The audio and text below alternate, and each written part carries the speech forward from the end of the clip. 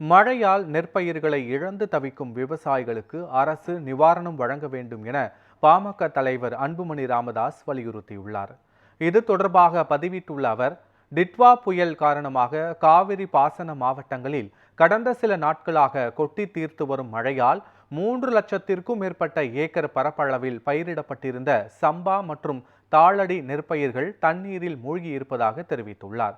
நன்றாக வளர்ந்து கதிர் வைக்கும் நிலையில் இருந்த நெற்பயிர்கள் நீரில் மூழ்கி சேதமடைந்திருப்பதாக உழவர்கள் கவலையும் வேதனையும் அடைந்துள்ளதாக குறிப்பிட்டுள்ளார்.